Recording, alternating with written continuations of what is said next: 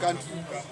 So there are 4 amendments in the finance bill. We have amendment on income tax. We have amendment on income tax. We have amendment on Tax Procedures Act. We have amendments on excise duty. And we have amendments on Miscellaneous and Levies Act. No, there are 5 amendments. There is also excise duty and there are 5. I think 5 or 6. But I captured 4 because those are the most important ones. So with Tax Procedures Act, that is where I have a problem. Because there is an amendment that has been brought to give KRA authority to check and know business secrets of business individuals and also to check their personal information. When it comes to issues of taxation and tax payment, I don't think getting business secrets of businesses is important. What is important is audit. Yenye unajua hii jamaa biashara yake inatoshana aje na anafaa lipe tax inatoshana aje, which is calculated. It is provided for in our constitution, in amendments, Parliament, where we know that the VAT should be 16%. Sasa unajua biashara ya huyu ikifanya inapata 100,000, si unajua tu hii inafaa itoke wapi na hii pesa kwa hii good inafaa itoe nini na hii inafaa itoe nini, si ndio? Hakuna haja ya kuingia kuja kuangalia siri ya hii biashara inatoka wapi. Hiyo ina infringe kwa wewe kama right yako, your right to privacy. Sasa hiyo mimi I would want it to be amended. I'm saying there are some proportions of this tax, this finance bill that is good. That's why I'm not saying we need to reject all of it or accept all of it. Segments where they want to obtain the business secrets should be amended. Another one, they are saying that bado tu hapa kwa Tax Procedures Act, they are saying that when there is a dispute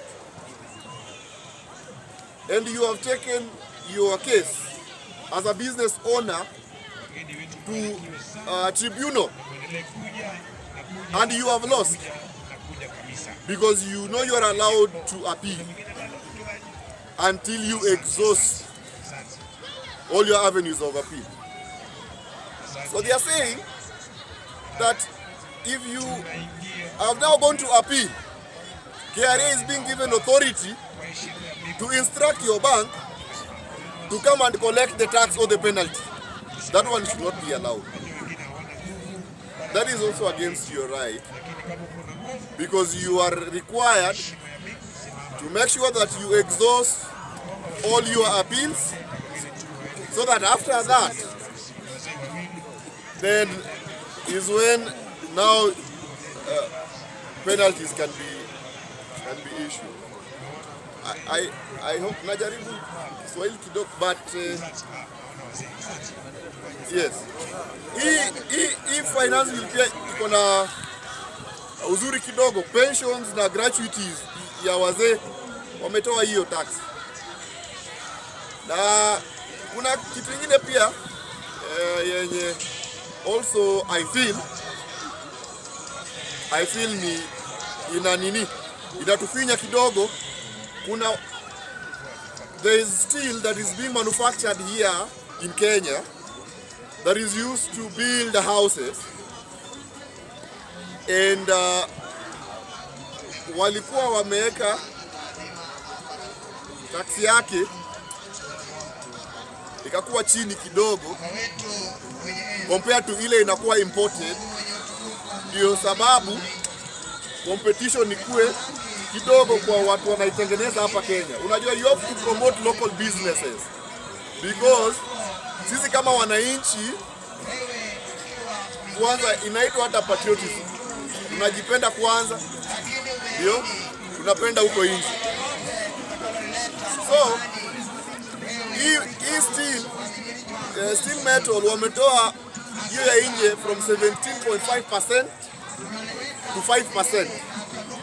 Unajua, obviously niseme mtu anakuja kununua steel hapa Kenya na yenye ana import nje na bei same, utaendea gani? Sio ya nje. Si biashara ya huyu jamaa anajaribu hapa itaharibika. Sasa hiyo pia mimi naona wanafaa waongelele. Kuna vitu mingi kwa finance bill yenye tungeongelelea leo, lakini najua pia kuna watu wengine wanataka kuongea, si ndio? Na pia nisiwe boring sana. Siwabo. Ha?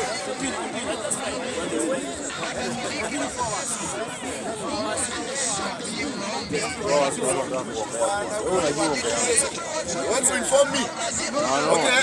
You want information or just a question? Yes. A question.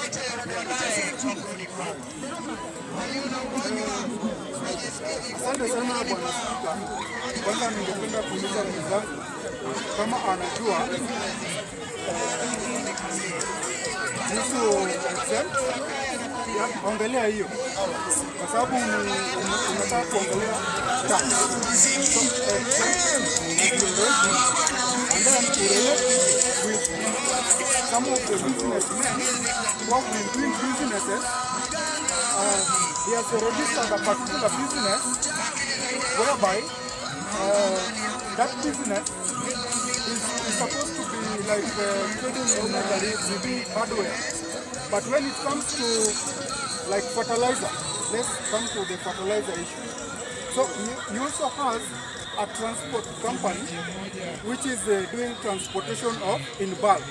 So most of these things, when they get to, when he's been given a tender to do transportation, he transport these fertilizer instead of them to be taken to the NCPP, they are being taken where? To hardware. Now I want you to then relate that one with the tax that we were talking about with the exempt and zero rating. Thank you.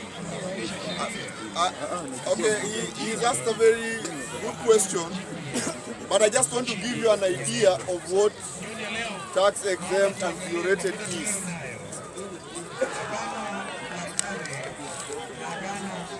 When a commodity is tax exempted, it means there is no tax imposed on it.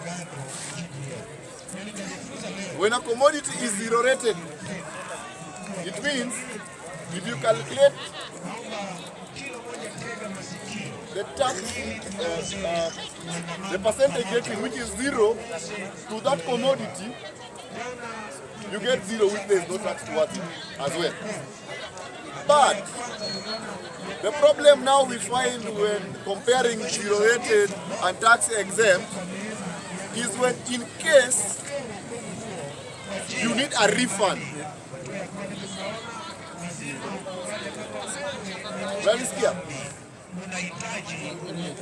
In case you need a refund of a given commodity that you bought from any facility, that is where the difference comes. But I want to get into finer details of this, because there is no commodity right now that has been given tax exempt that is of certain. What we had was the pharmaceutical product which were exempted from tax. But right now, they have been given the 50% VAT. I don't know whether I've answered that well, but where the post-mortem was supposed to be done. So when we reached City Mortuary yesterday, we were told that the postmortem was to be done at 10. They delayed, and we had a brief from Johannes Ojwang, Daktari, someone I respect so much, and he said that he is part of the family from the mother side, so he will not be able to do the postmortem, which is acceptable because of conflict of interest. Because you know this matter will culminate to a criminal proceeding. And we don't want anything to be done out of books. Everything should be done to the latter without any complaint, so that we get justice that is unfiltered, so that everyone who is involved should be held accountable individually,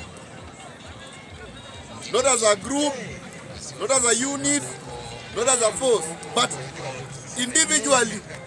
From the police station in where Albert was picked from, the person who authorized, the station officer who authorized the young man to be transported from Homa Bay to Nairobi. There is no law that allows you to release a prisoner in your cell to be taken to another place. From that officer there up to the highest office, where we hear some other officer made a complaint. So yesterday while we were at City Mortuary, we adjourned at 10, then we agreed that we would do the autopsy at 2. And once you were there at 2, we waited for another 2 hours, and no doctor showed up. And we were briefed again by Dr. Njeru, who was supposed to do the postmortem. She came late and she said she was fatigued, so she could not do the autopsy. Na hapo tukasema hapana. There were a lot of Gen Zs outside there, wakaamua kama si leo saa hii, then hakuna mtu anatoka hapa. It took a lot of persuasion to postpone the autopsy to today, which I won't give much detail about that. So when we got there today in the morning,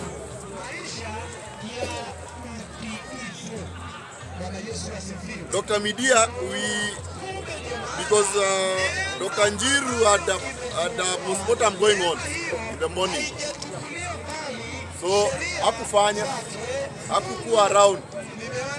Then Dr. Johansen called Dr. Media and Dr. Njoroge. But Njoroge was not available. So Media showed up. Dr. Media, Bernard Media showed up.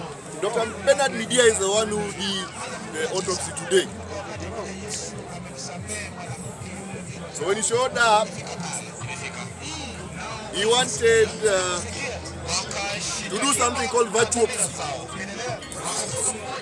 So virtuopsy is whereby you use a CT scan to get the final details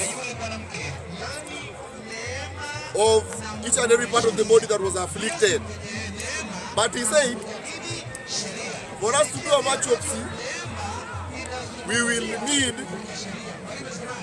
to have darkness. So they wanted the autopsy to be done leo sangapi? Usiku. So the family pathologist, Dr. Tuna, said, if this thing has to be postponed again to Jioni, we are not going to accept. We have to just go traditional and do it the traditional way. So he said, me, I was just advising, but if you choose that we go the traditional way, that is fine by me.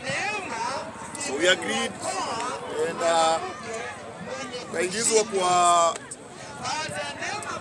the morgue. We had representatives from IMLU, International Medical Legal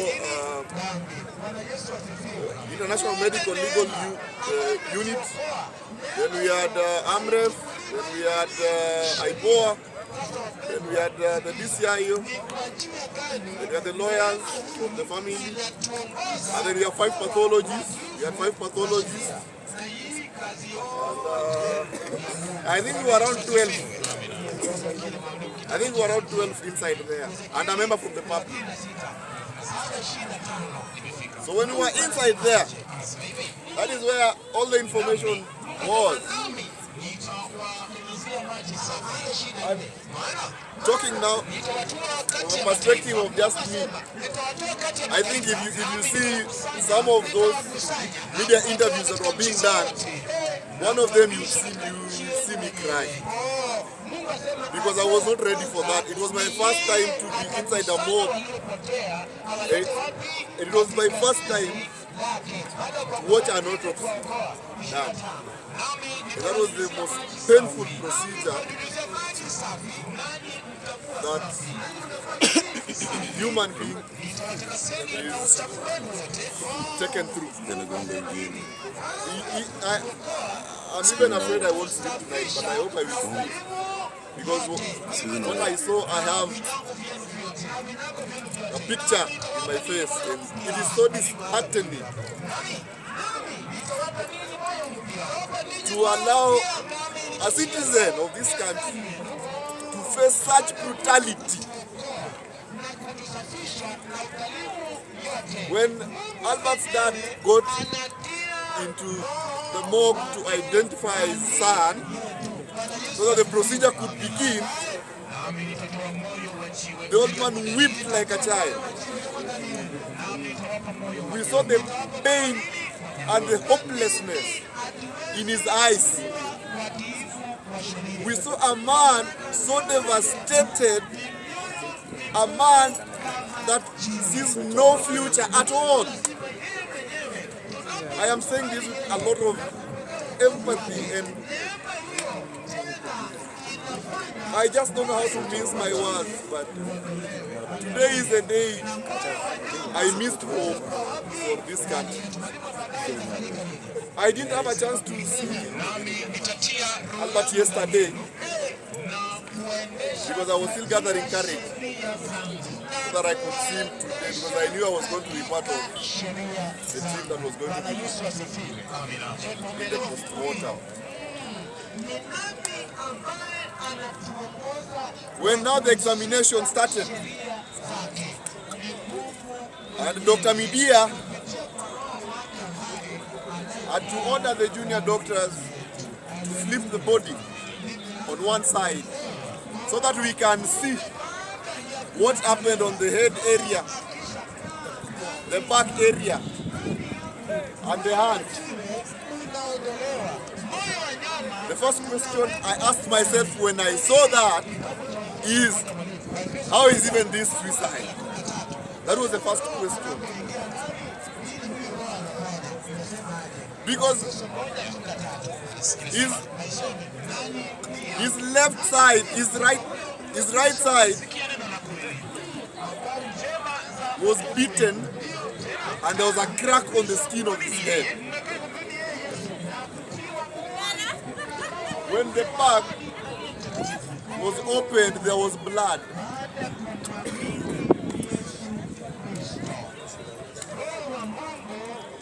That was the most painful thing that even explaining would defeat. His hands on the side were having bruises. A show of someone maybe who was defending himself in his last moments of death.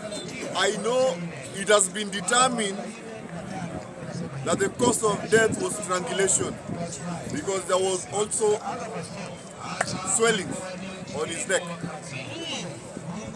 His face, that picture you are seeing online is the exact description of what is there.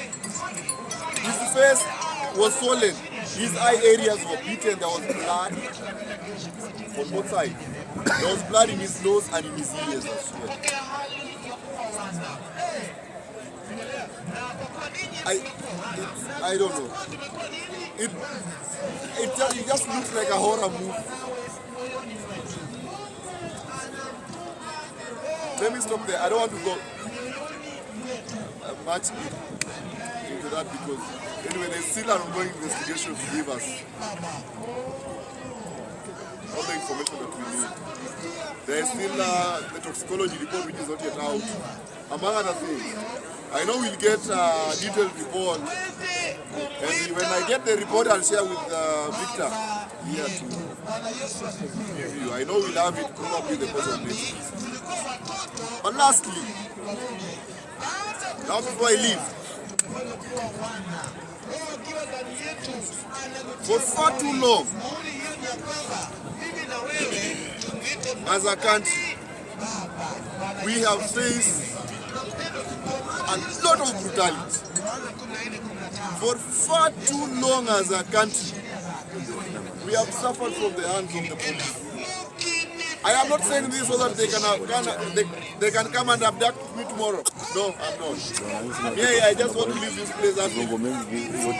But I'm just saying this out of sheer pain.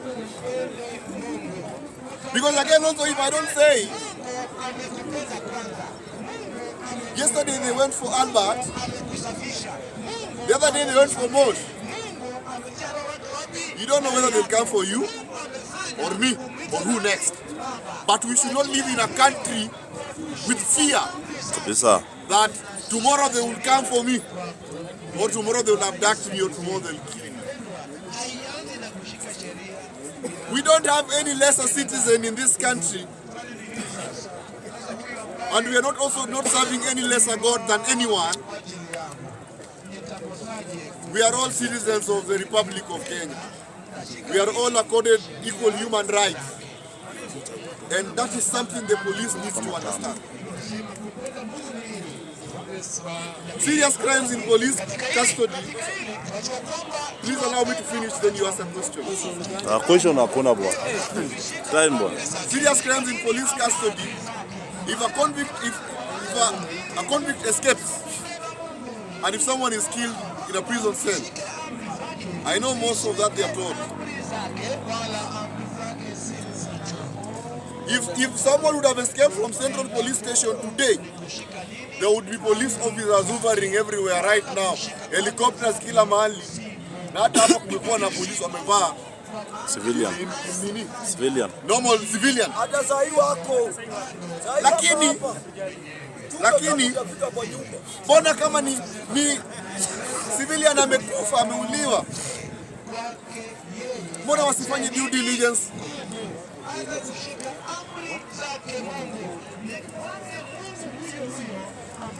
I am asking the investigative authorities